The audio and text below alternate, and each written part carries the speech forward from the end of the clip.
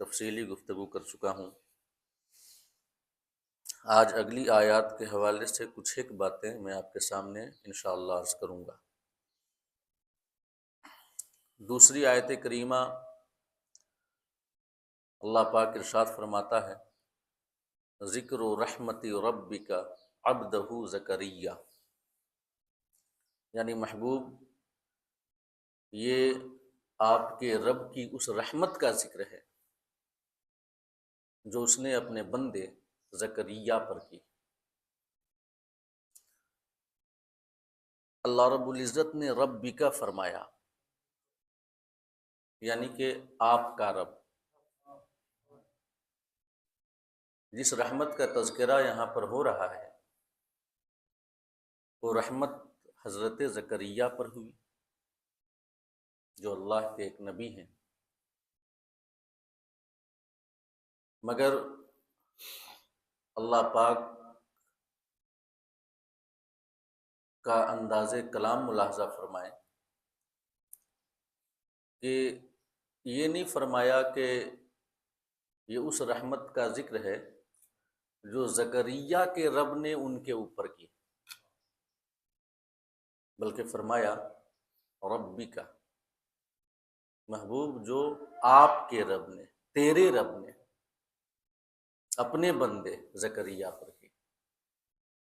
یعنی اللہ پاک نے اپنی ربوبیت کی نسبت اور اضافت ہمارے آقا جناب محمد الرسول اللہ صلی اللہ تعالی علیہ وسلم کی جانب کی۔ اللہ پاک میرا، آپ کا، کل کائنات کا رب ہے۔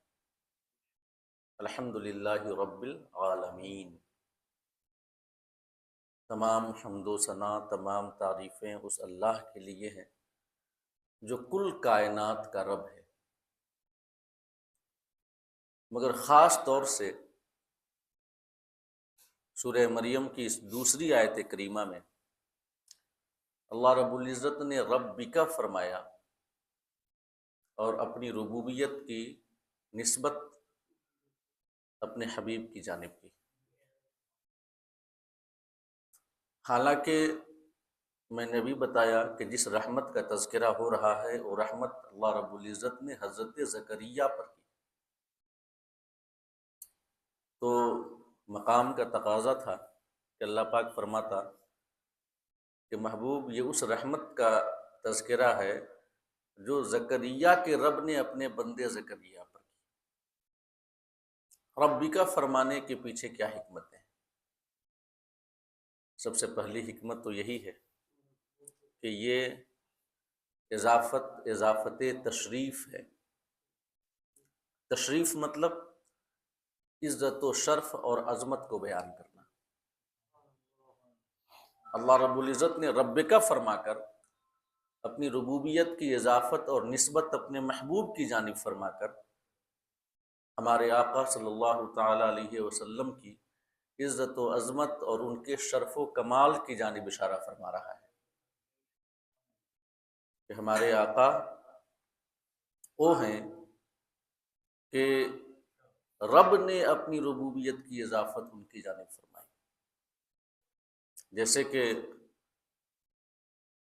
سبحان الذی اسری بعبدہ لیلا من المسجد الحرام الی المسجد الاقصی کے اندر اللہ پاک نے ہمارے آقا صلی اللہ تعالی علیہ وسلم کو عبدہ فرمایا،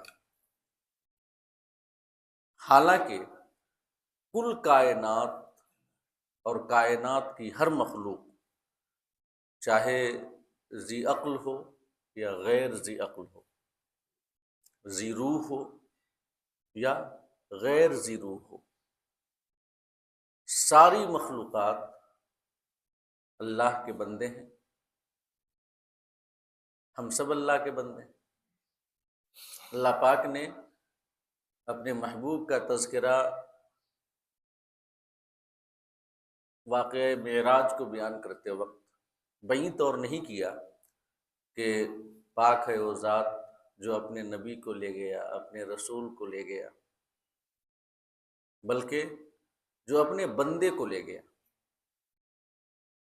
اپنے بندے کو عبدہ فرما کر اللہ رب العزت نے اپنے حبیب صلی اللہ تعالی علیہ وسلم کی بندگی کی نسبت اپنی ذات کی جانب کی۔ یہ بھی اضافت تشریف ہے، یعنی یہ نسبت بھی شرف و کمال ظاہر کرنے کے لیے ہے، عزت و عظمت ظاہر کرنے کے لیے۔ اور یہاں پر اپنی ربوبیت کی نسبت اپنے حبیب کی جانب کی، ربکا فرمایا، یہ بھی شرف و کمال اور عظمت کے اظہار کے لیے۔ اور اس کی ایک وجہ یہ بھی ہے کہ اللہ رب العزت کی شان ربوبیت کا ظہور کامل ہمیں ذات مصطفیٰ کے اندر نظر آتا ہے۔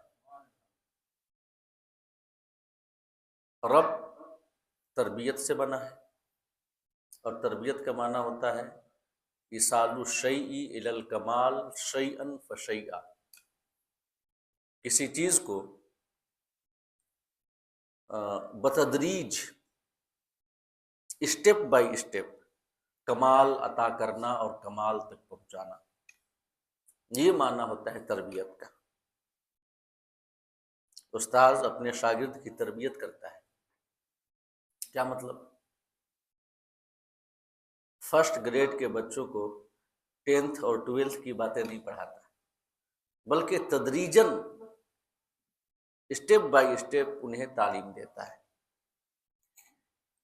تربیت کا مطلب ہوتا ہے کہ سامنے والے کی ضرورت اور حالت کا خیال رکھتے ہوئے اس کو کوئی چیز عطا کرنا تاکہ وہ کمال تک پہنچ جائے۔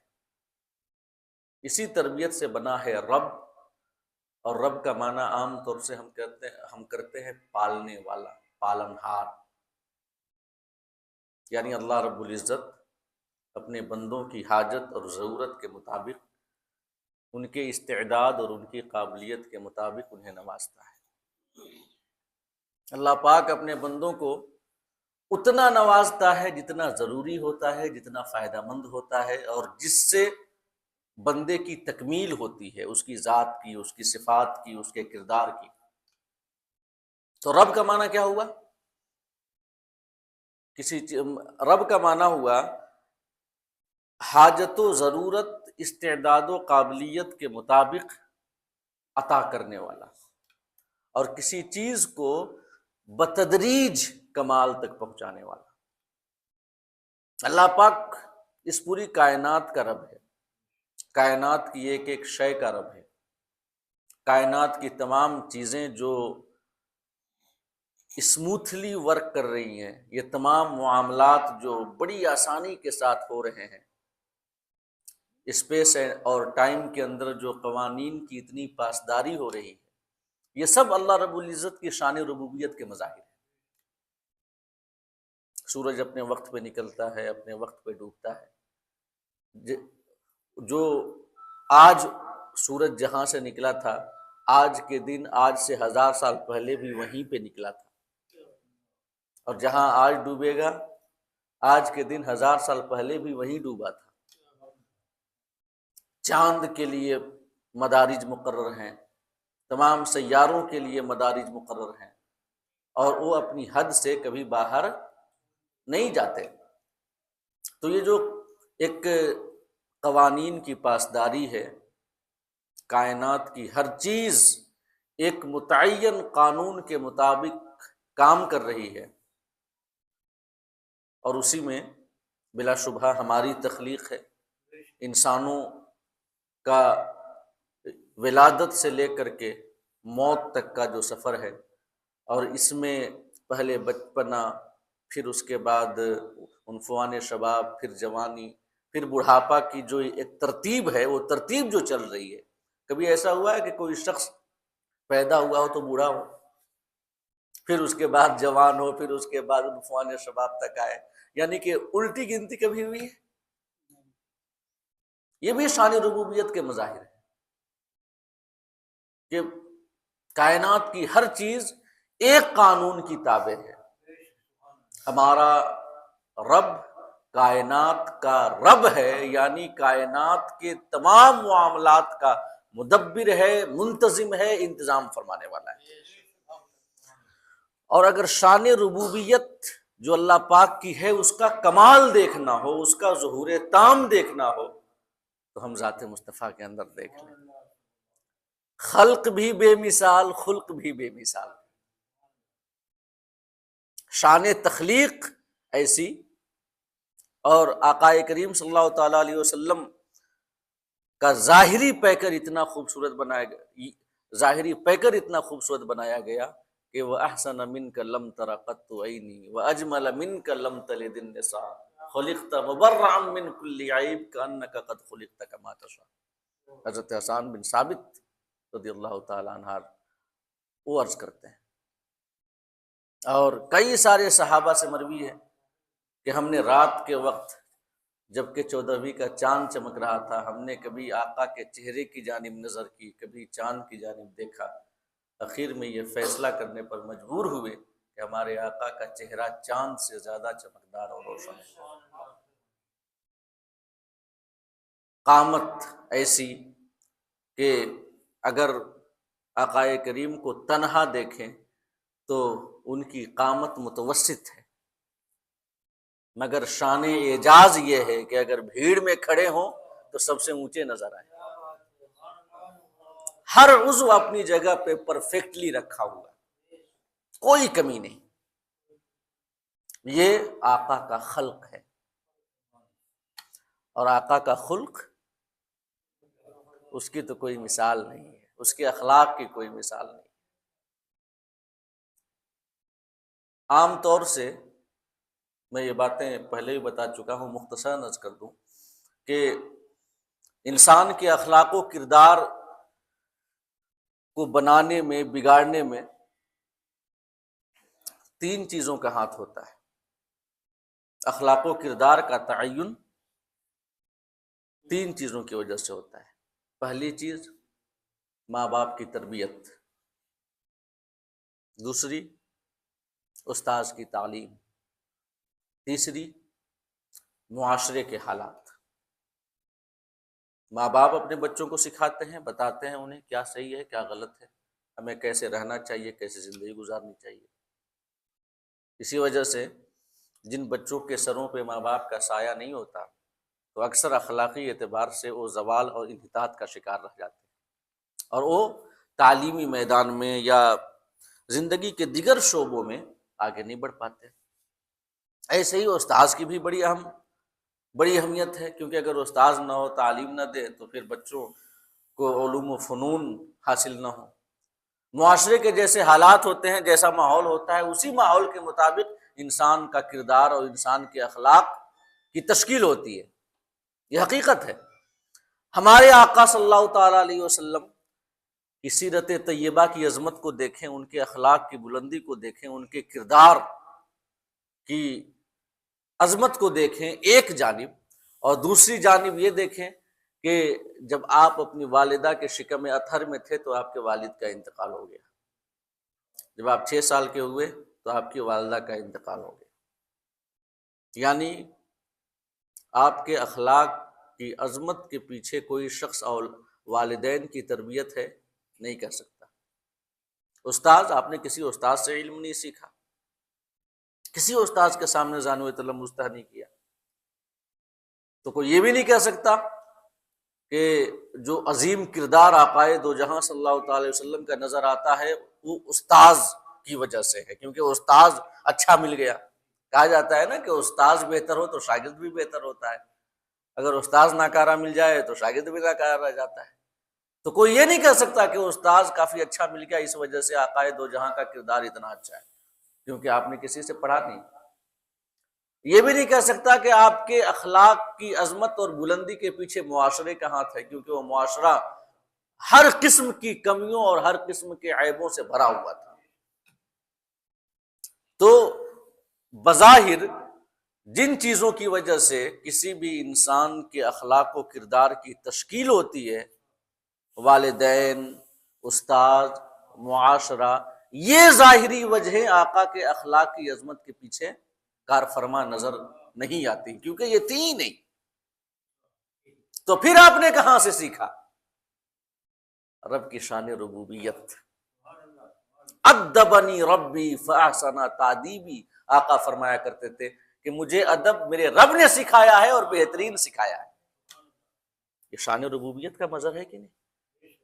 رب کا مطلب ہوتا ہے کسی چیز کو کمال تک پہنچانے والا۔ آقا کو کتنا کمال عطا کیا، تمام فضائل و مناقب عطا کیے، آنچ خوباں ہما دارن تو تنہا داری، حسن یوسف دم عیسیٰ ید بیضا داری۔ تمام انبیاء کو جو الگ الگ فضائل و مناقب عطا کیے گئے ہمارے آقا کی شخصیت میں اور آپ کے اندر، وہ سارے کمالات جمع ہیں، یہاں تک کہ اس کمال کا نقطہ عروج ہمیں شب معراج نظر آتا ہے کہ آپ وہاں تک پہنچے جہاں کسی شخص کا پہنچنا تو کجا، کسی کے وہم و گمان اور شعور تک بھی وہاں تک رسائی نہیں ہے۔ فکان قاب قوسین او ادنا ثم دنا فتدلی، قریب ہوئے اور قریب ہوئے، اور وہاں پر قربت کی تو کوئی حد نہیں ہے، کیونکہ وہ ذات غیر متناہی ہے، ذات غیر متناہی ہے، اس ذات کی قربت کی کوئی ایک حد نہیں ہو سکتی۔ ہمارے آقا بڑھتے رہے بڑھتے رہے، اللہ فرماتا ہے ثم دنا فتدلی، بڑھتے رہے بڑھتے رہے، فکان قاب قوسین او ادنا، یہاں تک کہ دو کمانوں کا فاصلہ رہ گیا یا اس سے بھی کم فاصلہ رہ گیا۔ اور دو کمان استعارہ ہے اہل عرب کی ایک معاشرتی، یہ ان کے اندر خصوصیت یہ تھی کہ جب دو قبیلے آپس میں دوستی کا وعدہ کرتے، جب حلیف بنتے، تو دونوں کمانوں کو ملا کر کے اور تیر دونوں کے چلے میں ایک ہی تیر ایک ساتھ رکھ کر کے اور چھوڑا کرتے تھے، اور یہ اشارہ ہوتا تھا کہ آج کے بعد دونوں قبیلے ایک ہیں، دونوں کی دوستی دونوں کی دشمنی ایک ہے۔ اللہ پاک نے اسی معاشرتی استعارے کو یہاں پر بیان کیا تو فرمایا فکان قاب قوسین، آقا یعنی ہمارے آقا بڑھتے رہے یہاں تک کہ اتنی قربت ملی کہ دو کمانوں کے درمیان فاصلہ رہ گیا یا اس سے بھی کم، کیونکہ قبیلوں کے معاہدے ٹوٹ جاتے ہیں، ڈیل ختم ہو جاتے ہیں، دوستی دشمنی میں بدل جاتی ہے، اور یہاں پر ہمارے آقا رب کی بارگاہ میں محبوبیت کے اس درجے پہ فائز ہیں جہاں پہ دوئی کا آنا تو کجا، دوئی کا تصور ہی نہیں ہے۔ آقا کی محبت، اللہ پاک کی محبت، آقا کی اطاعت، اللہ پاک کی اطاعت، آقا کا حکم، اللہ پاک کا حکم ہے کہ نہیں ہے؟ اللہ رب العزت نے اپنے حبیب صلی اللہ تعالی علیہ وسلم کے خلق اور خلق، یعنی آپ کی ذات و اوصاف، باطنی کمالات کو اتنا عظیم کیا کہ ہم کہہ سکتے ہیں کہ رب کی شان ربوبیت کا ظہور کامل ہمیں آقا کی ذات میں نظر آتا ہے۔ فرمایا ربک، محبوب یہ تیرے رب کی اس رحمت کا تذکرہ ہے، ذکر و رحمت ربک، تیرے رب کی اس رحمت کا تذکرہ ہے یہ جو اس نے اپنے بندے زکریا پر کی۔ زکریا علی نبینا و علیہ الصلوۃ والتسلیم حضرت ہارون کے خاندان سے ہیں، اللہ کے ایک نبی ہیں۔ ان کی پوزیشن کو ٹھیک ٹھاک سمجھنے کے لیے ہمیں بنی اسرائیل کے نظام کہانت کو سمجھنا ہوگا۔ نظام کہانت یعنی ان کا جو مذہبی معاملہ طے پاتا تھا، ان کے مذہبی امور کی انجام دہی کا جو مسئلہ تھا وہ کیسا تھا۔ جب بنو اسرائیل فلسطین پر قابض ہوئے، یہ حضرت عیسیٰ کی ولادت سے تقریباً ہزاروں سال پہلے کا واقعہ ہے۔ جب بنو اسرائیل فلسطین پر قابض ہوئے تو انہوں نے ملک کا انتظام ایسا کیا کہ حضرت یعقوب کی اولاد کے 12 قبیلوں میں پورا ملک تقسیم کر دیا بنی اسرائیل نے۔ اب حضرت یعقوب کی اولاد بنو اسرائیل یہ فلسطین پر قابض ہوئے تو حضرت یعقوب علی نبینا علیہ الصلوۃ والتسلیم کی اولاد میں جو 12 قبیلے تھے ان میں پورا ملک تقسیم کر دیا انتظام و انصرام کے لیے، حکومت کے لیے۔ اور جو لاوی بن یعقوب کا قبیلہ تھا، جو 13واں قبیلہ ہے، 13واں قبیلہ، اس قبیلے کا جو کام تھا وہ مذہبی خدمات انجام دینا تھا۔ سمجھ گئے؟ 12 قبیلوں میں بنو اسرائیل کے ملکی انتظام و انصرام کے کام بانٹ دیے گئے، اور 13واں قبیلہ لاوی بن یعقوب کا جو خاندان تھا، اس خاندان کی ذمہ داری یہ رہی کہ وہ مذہبی معاملات انجام دیتے، مذہبی کام کرتے تھے۔ پھر لاوی بن یعقوب کے خاندان میں سے جو خاندان جو بیت المقدس کے اندر جا کر اہم مذہبی امور انجام دیتا تھا، وہ خاندان حضرت ہارون کا خاندان تھا، اور جو دیگر خاندان تھے لاوی بن یعقوب کے، وہ بیت المقدس کے اندر نہیں جاتے تھے، بلکہ باہر میں صحن میں کام کرتے، کوٹھریوں میں کام کرتے، انتظامی امور دیکھتے، قربانیاں چڑھاتے وغیرہ دوسرے کام کرتے۔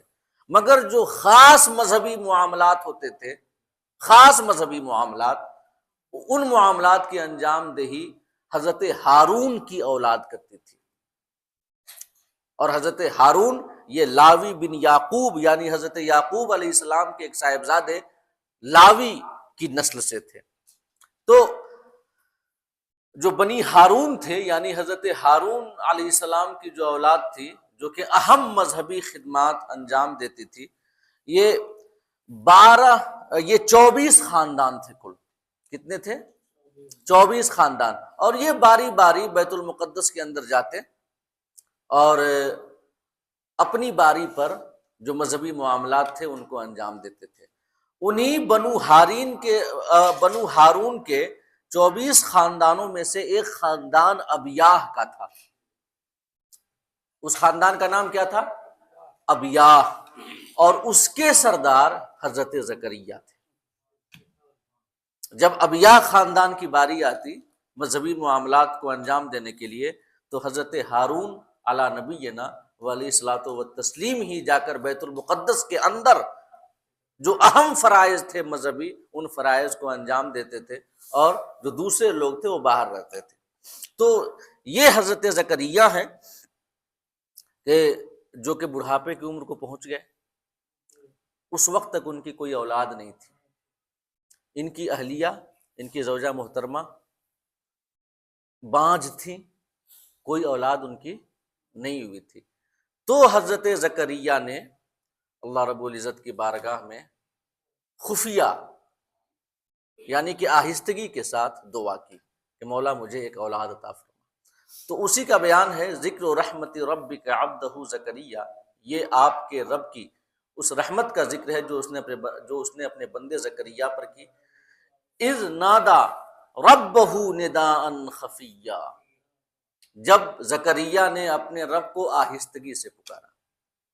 قرآن نے ہمیں سکھایا ہے دعا کرنے کا جو طریقہ، وہ کیا ہے؟ ادعوا ربکم تضرعا وخفیا، اپنے رب کو پکارو گریہ و زاری سے، تضرع کے ساتھ۔ تضرع کہتے ہیں عاجزی، انکساری، گڑ گڑا کر کے، اپنی کمزوری کے اظہار کے ساتھ ایسے پکارو، وخفیہ، اور آہستگی سے پکارو۔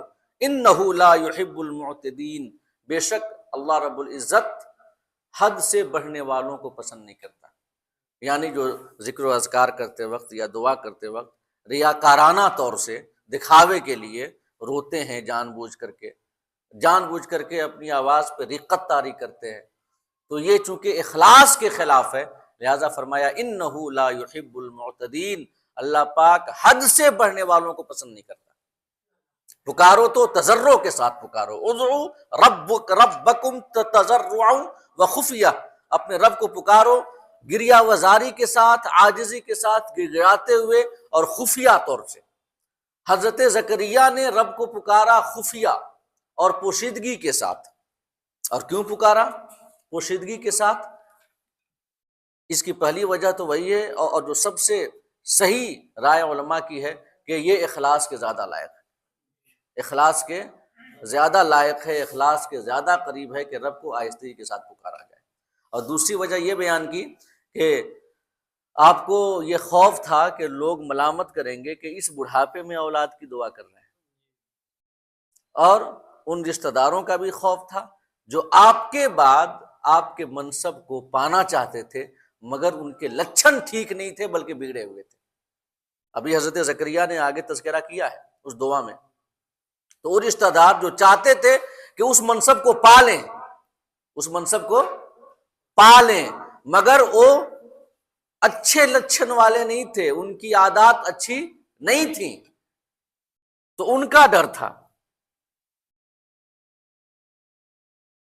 جی تو اسی وجہ سے ان رشتہ داروں کے خوف کی وجہ سے آپ نے آہستگی کے ساتھ پکارا. ایک یہ وجہ بیان کی گئی. حالانکہ سب سے بہترین وجہ علماء کی رائے یہ ہے کہ دعا کے زیادہ لائق یہ ہے کہ آہستگی کے ساتھ کی جائے، لہٰذا آپ نے آہستگی سے اپنے رب کو پکارا. اذ نادى ربه نداء خفیا. اب اس کے بعد کئی ساری حدیثیں ہیں جو کہ آہستگی سے دعا کرنا، ذکر خفی پوشیدگی کے ساتھ ذکر کرنا، اس کا تذکرہ بڑی احادیث میں فضیلت کے ساتھ آیا ہوا ہے.